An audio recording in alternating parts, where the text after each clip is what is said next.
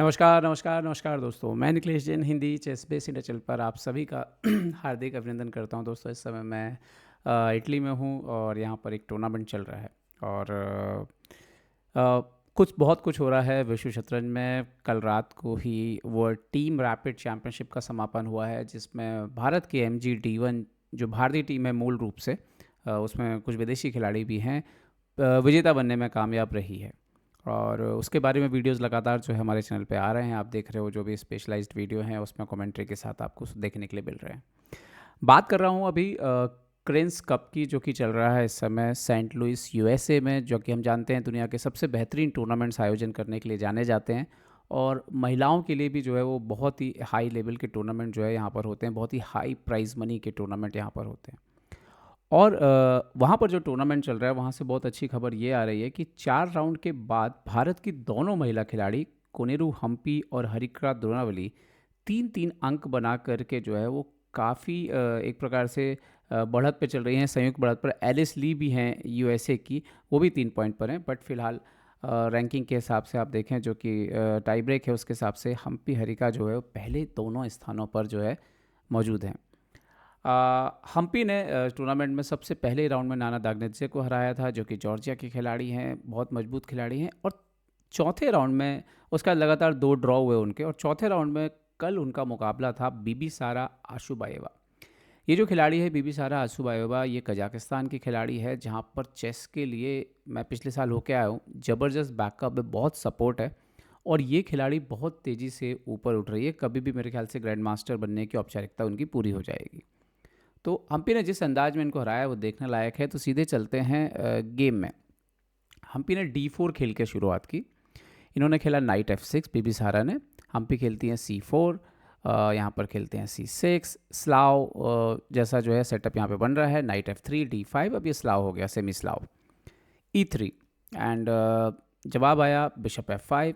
Hampi develop करती है night C3 E6। तो ब्लैक, आप देखो कि ब्लैक ने बराबर जो है पिरामिड सेटअप ले लिया है, और बिशप जो है ऑलरेडी पहले से आउट कर लिया है पॉन स्ट्रक्चर से, जो उसका जो जिसको बोलते हैं क्लोज पॉन स्ट्रक्चर आ रहा है। तो आउटसाइड द पॉन चेन जो है उन्होंने अपने बिशप को कर लिया है पहले। अब हम्पी इस बिशप को चैलेंज करते हैं कि कहाँ जाओगे आप भाई।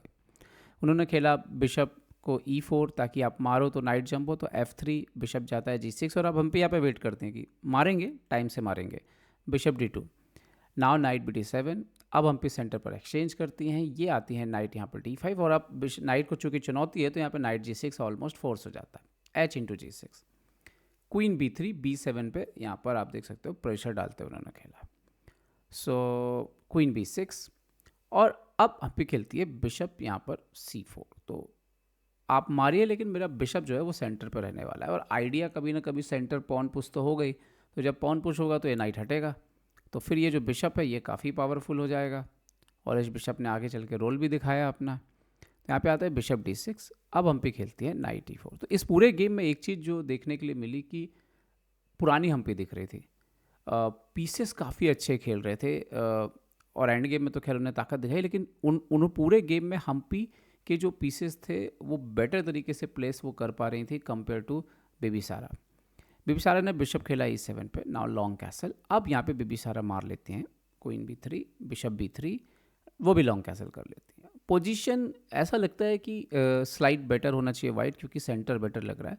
अब यहाँ पे पूरी पोजीशन में जो सबसे अच्छा पीस है वो है वो घोड़ा। यहाँ पर आप देख सकते हो, ये घोड़ा एक तो सबसे अच्छा पीस है। और दूसरा, अगर आप कोई खेल रहा है तो ये रुक बैठे बैठा ले, क्योंकि वो फाइल ओपन हो गई तो वो प्ले में है। तो हम भी सबसे पहले खेलती हैं H3। वो रुक के लिए वो जो H2 का स्क्वायर है उसको टेंशन ख़त्म करते हैं। यहाँ पर ये स्ट्राइक करती हैं C5 करके। तो अब हम भी पीछे आती है नाइट से, तो चैलेंज करती है उनके नाइट को। तो नाइट जो है वो B4 पर हटता है। और अब हम पे जो पहले तो किंग को हट लेती हैं, क्योंकि ताकि किसी भी तरह का कोई कन्फ्यूज़न जो है वो ना रहे। नाइट आता है यहाँ पे F6, तो नाइट जाता है पीछे D2। और वो तैयार हैं अगर आप CD4 मारते हो, क्योंकि नाइट ऊपर जा रहा है। एंड देन हम पे खेलती हैं यहाँ पे E4। और अब ये स्क्वायर भी कंट्रोल में ले लिया, तो नाइट अब यहाँ से ज्वाइन नहीं कर सकता है। कंटिन्यू हुआ गेम में, इन्होंने खेला किंग B8। नाउ आता है बिशप F4। और एक्चुअली बेसिकली आइडिया तो यही है कि इस रुक को ओपन करना है, और बिशप को फिर हमने जहाँ पे डार्क स्क्वायर्स हैं, सॉरी, वहाँ पे जो है हमने बिशप को प्लेस कर देना है। तो इन्होंने खेला मारा पॉन इंटू पॉन, नाइट आता है D4 पे, और ये वो मोमेंट था जहाँ पे ऑलरेडी प्रेशर जो है वो बिल्ड हो रहा था यहाँ पे, क्योंकि नेक्स्ट मूव में जैसे A3 भी आया, ये अब ये नाइट जो है वो यहाँ नेचुरली लौट नहीं पा रहा है, स्ट्रक्चर आपका डैमेज हो जाएगा, तो प्रेशर जो है वो ऑलरेडी यहाँ पे बिल्डअप हो रहा था। और यहाँ पर इन्होंने खेला, पहली गलती करी रुक को लाके, क्योंकि ये B4 आता है यहाँ पे। अब प्रॉब्लम ये है कि आप इस रुक को कहाँ लेके जाओगे। अगर आप इस रुक को A5 वगैरह ले जाके रखते हो तो आप देखो बिशप C7 आ रहा है, तो आप वहाँ नहीं रख सकते, ठीक है।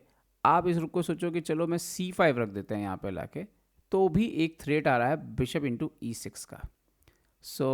तो वो रुक के लिए ना बेस्ट मूव था, उसको वापस लौटना पड़ा। एंड जैसे ही जो है रुक यहाँ पर जो है वापस लौट गया यहाँ पे। सो नाउ अब हम पिक खेलते हैं यहाँ पे। उन्होंने खेला H4, नाइट जाता है यहाँ पर A6, सो G5, और ये वो मोमेंट था, ऑलरेडी पोजीशन जो है हम्पी की काफ़ी बेटर हो गई थी ये G5 के बाद, क्योंकि नाइट को कहाँ लेके जाओगे। और हम्पी तैयार थी एक सेक्रीफाइस के लिए, जो बिंबिसारा ने देखा नहीं, बिशप इंटू E6 आता है यहाँ पे, और पॉन इंटू A6, और अब आप देखिए कि वो रुक हटा नहीं सकते आप, तो नाइट हटाना पड़ा। रुक हटाते तो नाइट मर जाता, और यहाँ पर हम्पी ने जो है वो रुक ले लिया। और तो आप देख सकते हो कि जो पोजीशन निकल करके ओवरऑल सामने, हम्पी ने 2 माइनर पीसेस दिए यहाँ पे, नाइट दिया, बिशप दिया, लेकिन 2 पॉन लिए और रुक लिया, तो 7 पॉइंट्स लिए और 6 पॉइंट्स दिए, तो ऑलरेडी प्लस हो गई थी पोजीशन। फिर आता है बिशप यहाँ पे E5, प्रोटेक्ट करने के लिए उन्होंने खेला नाइट को, बढ़ाया F4, और फिर रुक भी आ गया, अभी F5 आ रहा है। अब यहाँ पे बिशप एक्सचेंज किया, कर लिया, फिर F5 आगे बढ़ा, एंड देन इन्होंने नाइट पास लाया, लेकिन F6, और यहाँ पे रिज़ाइन कर दिया उन्होंने, क्योंकि गेम में ज़्यादा कुछ बचा ही नहीं है अभी। आप कितनी देर ये गेम खेल लोगे, ज़्यादा आप पॉन इंटू पॉन मार सकते हैं यहाँ पे, बट रुक इंटू F6 के बाद ये गेम बचेगा नहीं, क्योंकि 2 कनेक्टेड पास्ट पॉन है। तो बढ़िया जीत, यहीं पे जो है बिंबिसारा ने रिज़ाइन कर दिया, और इस जीत के साथ ही कोनेरू हम्पी एक बार फिर से फीडे रेटिंग में बहुत समय बाद, थोड़ा आप देखोगे तो काफ़ी टाइम से नीचे आ गई थी। हम्पी अदरवाइज़ 2600 के आसपास ही रहती थी, 2550 को पार कर गई हैं, वर्ल्ड नंबर 4 हैं। हुई इरफान अगर नहीं खेलती हैं तो नंबर 3 है एक प्रकार से देखा जाए, और ये बहुत समय बाद हम्पी लगातार अच्छा खेल रहे हैं। आप देखिए ग्रैंड पी जीता उन्होंने, वहाँ पे भी बहुत अच्छा जो है उनका प्रदर्शन रहा है, हमने देखा है। और उसके बाद अभी अभी जो इससे पहले टूर्नामेंट हुआ है नॉर्वे चेस, वहाँ पे भी हम्पी ने तीसरा स्थान हासिल किया, काफ़ी अच्छा खेला, और एक बार फिर से यहाँ पे काफ़ी अच्छा खेलते नजर आ रहे हैं। तो ये भारतीय शतरंज के लिए बहुत बड़ी खुशखबरी है, क्योंकि अगर अभी भी हम देखें कि कोई है जो कि भारत में क्लासिकल विश्व चैंपियन वुमेंस में बन सकता है, अगर कोई भी है, मतलब जो ईमानदारी वाली बात है, तो वो कोनेरू हम्पी ही हैं अभी जो सबसे नज़दीक हैं। आने वाले सालों में दिव्या और दूसरे प्लेयर वंतिका क्या कमाल कर सकते हैं वो करेंगी। हरिका मुझे लगता है हरिका हमेशा अच्छी खिलाड़ी रहेंगी, लेकिन वो थर्स्ट अभी दिख नहीं रहा है कि वो वर्ल्ड चैंपियन बनने का जो गैप है, क्योंकि काफ़ी गैप हमने देखा है बड़े खिलाड़ियों के खिलाफ, बल्कि हम्पी लगातार हरा रही हैं। तो हम्पी डेफिनेटली सबसे नज़दीक खड़ी हुई हैं, और अगर यही प्रदर्शन बरकरार रहता है जैसा कि वो जीत रही हैं, तो अगले साल कैंडिडेट में उनकी जगह जो है वो जो फीडे सर्किट वुमेन का है उसको कुछ अलग नाम दिया है, उसके ज़रिए उनका बनना तय है। लगातार अच्छे प्रदर्शन के कारण फीडे कैंडिडेट में वो पहुंच जाएंगी, और यही प्रदर्शन रहा तो जीतती हैं, और फिर जू वेंजुन को हरा के वर्ल्ड चैंपियन बन भी सकती हैं।